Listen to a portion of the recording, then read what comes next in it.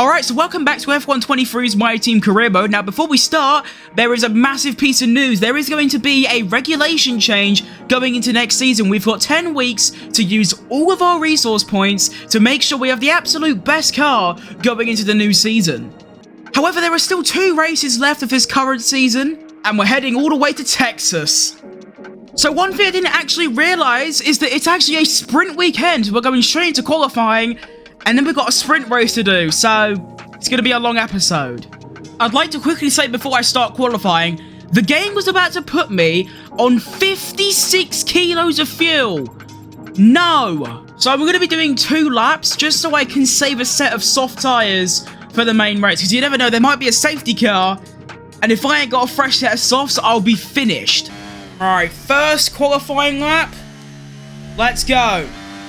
Alright, so going into turn 1, I do just want to get a banker, but that's not what you want, is it really? I mean, you brake where the game tells you, and you end up missing the braking point by about 60 meters. Currently missing every single apex on the entire track. There's another one. Hit that one though, come on. DRS enabled. Let's see what kind of speeds I can hit. So we're doing, oh wow. 330. That's way quicker than I thought. Holy shit. Into the final sector. Let's try and not go over the track limits. Thank you. Now round the final corner. And it's been a pretty woeful banker lap, I won't lie to you. And it's going to put us 19th on the grid. Wow, we've got some improving to do. Right, final lap. This has to be a big lap or else I'm going to be lining up P20. And I'm already a 10th back, and that's because I haven't got my hot lap on. So I've already gained 6 tenths through the first corner, purely because I didn't go completely wide and miss the entire thing. 7 tenths up now, through the first sector. Gonna have to brake a little bit earlier so I can hit the thing. Still went a little bit wide, but it is better. Now 8 tenths up. You can see just how bad my Sector 1 was. Holy shit. Through Sector 2, I'm 2 tenths up on 17th place Magnussen. Whatever the case is, this is going to be a very low quali position, which is not good if we want to have any hope of not only competing for the title, but for competing for second. Round the final corner, it's a very nice lap. 1.2 seconds, and we go up to P5. That is huge. That is one of the best laps I could have done. P5 is absolutely massive for the championship. And then I immediately drop to P7. Well, shit. Oh, but look at that. Esteban Ocon has a 5-place grid penalty. I wonder what that's for. Let's take a look at the race director. He has a 5-second penalty for something that he did during his final lap. Very strange. So we'll actually be lining up P6 on the grid. Very raceable. Bad thing is, our title rival Lando Norris is all the way in P1. However, George Russell, who is 1 point ahead of us in the driver standings, is all the way down in 17th. That's massive. Here we go into race day. Now, of course, this is the sprint race. There's only 7 laps. And of course, because this game hasn't updated yet, this will confirm our starting position for the main race. So it's very important that we manage to gain a few places during this race. And here we go on the formation lap. I don't know what's happened to the Alpine. Oh, okay. I guess I'll just go past. That's fine. Now, one thing to keep note of is that Esteban Ocon's grid penalty won't kick in until the main race. This is a problem because there is, of course, a chance that I will actually finish ahead of Ocon in this sprint race, of which his penalty then becomes completely useless. Right, here we go. Let's line up for this Texas Grand Prix sprint race. Tyres are lovely and warm. Bit of a shit lineup, but it'll do. And here we go for the Texas sprint race. We're off! Okay, it's a very tricky start with the grip. However, I can slip to the outside of the Mercedes in the Alpine. However, I've been blocked off. We can swing one to the outside, though. There's all sorts of kerfuffles going on. But I have managed to make up 2 places off the start. And I am now ahead of Ocon and a Red Bull. Right, let's see if we can get a place down the straight. I wonder what my straight line speed is like. It doesn't actually seem too bad. It's actually really strong. And we can go for the move on Gasly to the outside because I've got very large bollocks. Oh, yeah. We can make that stick. Decent exit. And we are up to P4 off the start on the opening lap of this Texas sprint race. That is massive. The front 2, Norris and Perez, setting the pace early. And this is because they are on the soft compound tyre. Meanwhile, me, Leclerc and Gasly are all sitting on the mediums. This is actually quite useful to know because if Perez and Norris can get to the end without losing too much time, the soft tyre might genuinely be a strategy option going into the main race. So coming towards the end of lap 2, I am actually keeping with the Ferrari of Leclerc. If I can stay with him until this massive straight on the next lap, then I'll have DRS and I can probably get past him. So I have actually managed to keep within a second of Leclerc. DRS is going to be enabled. I'm dumping this battery, mate. I could not give a shit. And it looks like we are going to get the move done before the corner. I'm going to go very late on the brakes anyway, just to confirm it. We're now wheel to wheel with Leclerc. To the inside. And I have the move done. And we are up into the podium places in the sprint race. Now, can we make an impact on Perez and Norris's pace? Probably not. Will I try? Of course I will. And also, because of my high straight line speed, I can defend from Leclerc. But it looks like it ain't actually going to matter because he's going for a move. I need to try and get a very decent exit. There we go. And I've managed to hold the position somehow. Leclerc's going for it in a very strange overtaking place. However, I just seem to have way better exits on these tyres, and I'm not entirely sure why. The wear is actually quite bad. 13% in 3.5 laps is actually very stinky. Down the penultimate straight of this sprint race, I'm holding the position with relative ease because I've got so much straight line speed and so much battery left that the Ferrari behind just can't really contest me. However, the 2 cars in front are still pulling away by about a second a lap. So I'd say the soft tyres, very usable. Here we go, final lap. Leclerc's made a bit of a mistake. Going into the final corner, will Gasly go for a potential blockbuster move? Doesn't look like it. Can I hold on to a podium place in this sprint race? Alright, here we come. Down the final straight of this race. Time to dump this battery. I've got it basically completely full, so I should be okay from the Ferrari behind. Maybe. Potentially. Possibly. Yeah. And that should mean the podium's confirmed. Here we come to the final 2 corners of this sprint race. Some really nice overtaking moves. Lando Norris wins, so he's going to be picking up 8 points plus fastest lap, so 9.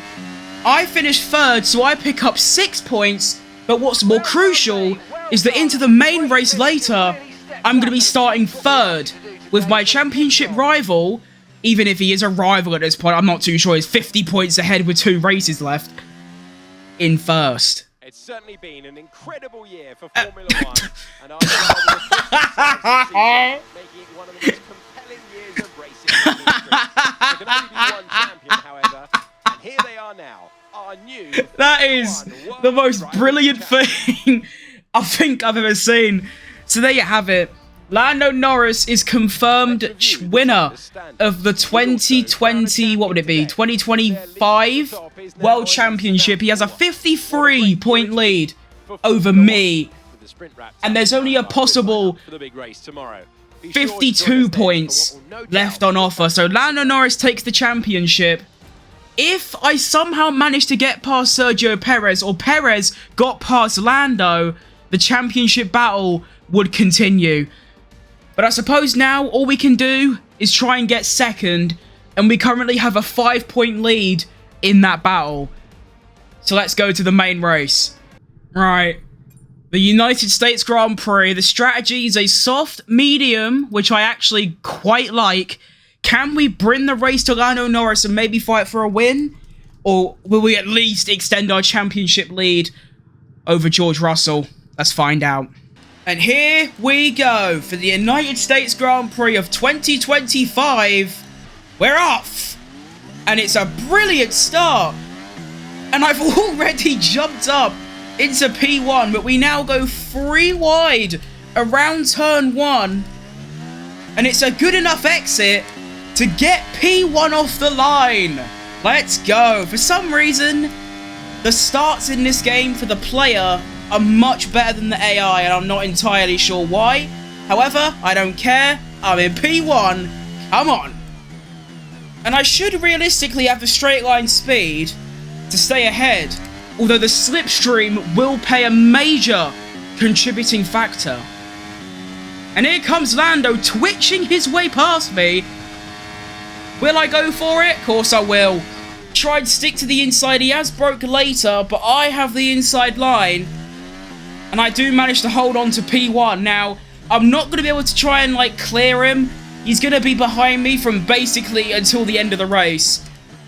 So it's just about staying consistent. Going into turn 1, Lando switchback me. And he's going around the inside. But I've got it covered. And we move. Here comes Lando again. This kid is relentless. He just does not stop going for the move.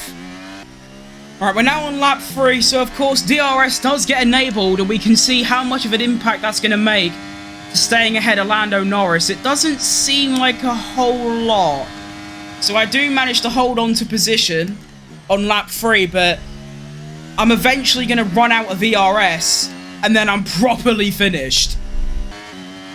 Oh, fastest lap for me. I wasn't expecting that. Here comes Norris. To the outside. I'm going to push him off. Bitch. Alright, here comes Norris with DRS to the outside. I've held him off. Bitch. Here comes Lando again, and this time he is actually going to get the move done. However, I've slipped to the inside. Lando wasn't expecting that one, and he ain't going to be too pleased about it, but I don't care. I'm still in P1, bitch. Lando to the inside. I don't know if I can defend this one, to be fair. Get me round. Go! Yay! Oh, shit. He's still here. He's going for it, and he has got that move done. That is really annoying. I do not often speak publicly, but I'm extremely angry. However, if I could stay within a second, which I'm somehow struggling to do, I might be able to go for some wicked DRS overtake. Go, go, go, go, go! Come on, car! DRS enabled. The speed! The speed! Sick! Oh, shit, right. Lando's got... Wait, no, he's made a mistake! He's made a big mistake! And I'm going for the switcheroo! To the inside! Yeah! Oh, Lando cocked that up. Unlucky, mate. Maybe just don't be shit. Right, so heading down the straight on lap 8, I would just like to say it's been the exact same shit. Lando goes for the move, he either fails or cocks up the exit, and I regain the position, or he just doesn't even get close enough in the first place, and that has literally been the story from start to finish thus far. You can also look at the track map at the bottom left, and you can see that me to about P12 are all next to each other, so I'm sort of holding everyone up, doing a Fernando Alonso DRS train. Right, lap 9, we are officially boxing. At the end of this lap, Lando's feeling frisky and risky, However, he's just too shit. Here comes Lando. To the inside, he's braked later. Little bit of wheel banging. On the exit, we are now going to go wheel to wheel. Lando with the better exit and the DRS. He goes ahead. I'm going to use a bit of a slipstream. And honestly, he could sort of go past because realistically, I'm pitting this lap anyway. The only troubling thing is oh wait, I just realised.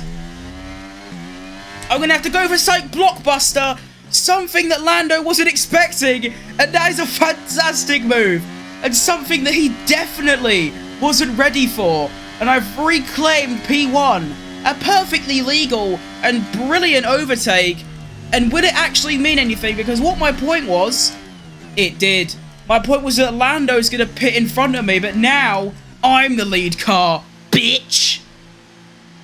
Into the pits, we must go, E-I-E-I-E-I-O, oi, oi, oi. Come on, give me a good stop, come on.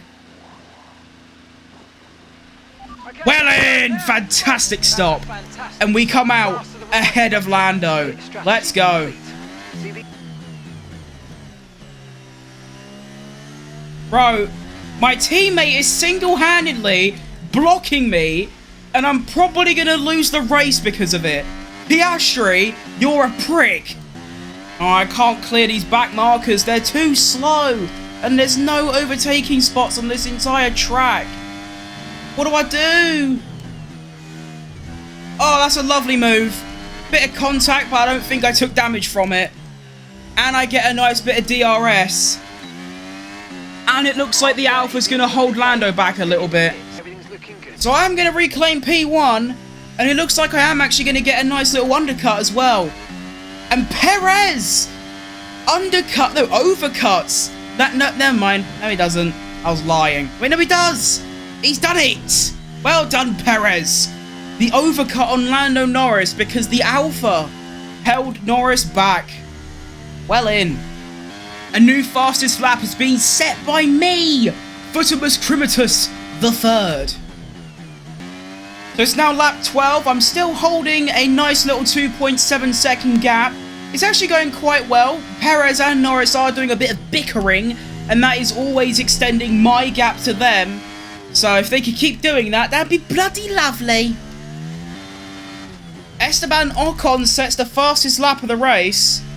I have no idea how he's managed that. Update on lap 14. The gap is now down to 1.6 seconds. Perez is cooking up something foul, and I am not prepared for it. My arsehole is not prepared for it. I think the play here is just absolutely dump my ERS tank and hope it just keeps me a second ahead.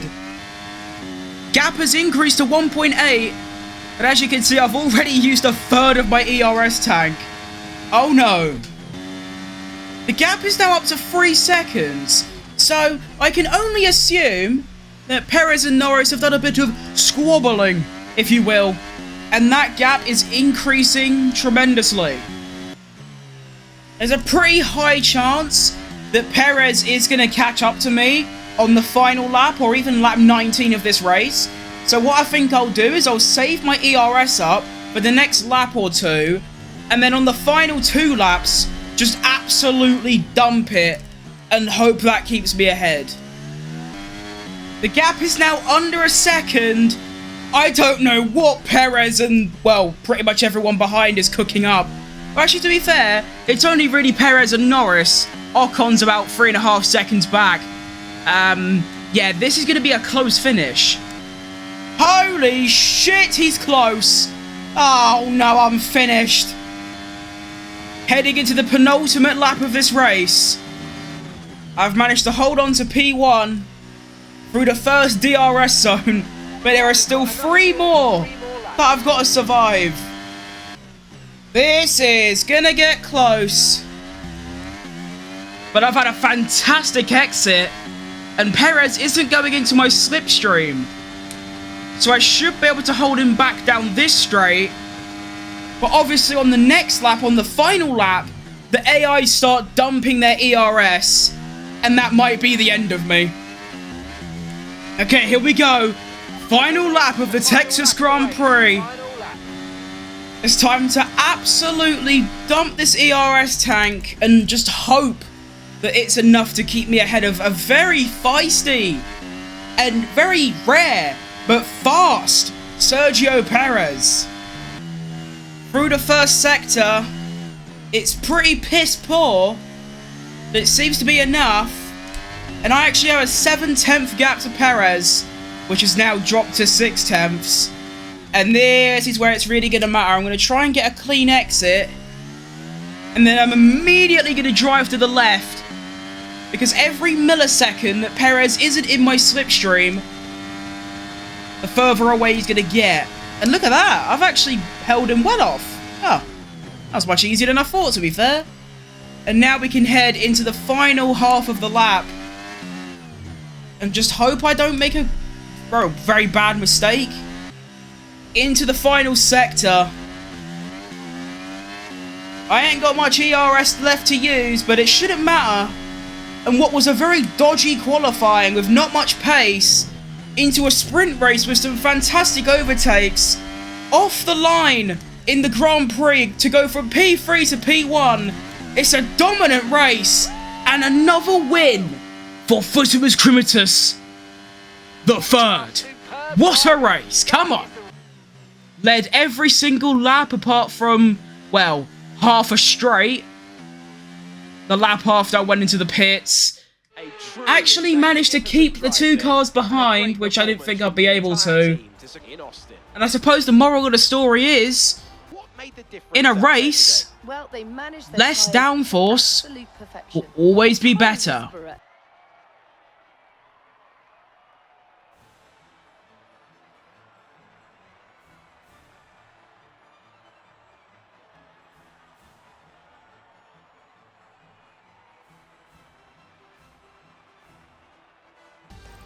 So that's going to be all for today. Thank you very much for watching. Here's the updated driver standings. We now have a 43-point gap to Lando Norris, but of course that doesn't matter. What does matter is that we now have a 29-point gap to George Russell, which means we have officially confirmed P2 in the driver standings. Looking at the constructors, I think we confirmed it quite a while ago, but we also finished 4th in the constructors. Honestly, fantastic season, and we still have 1 race left to go.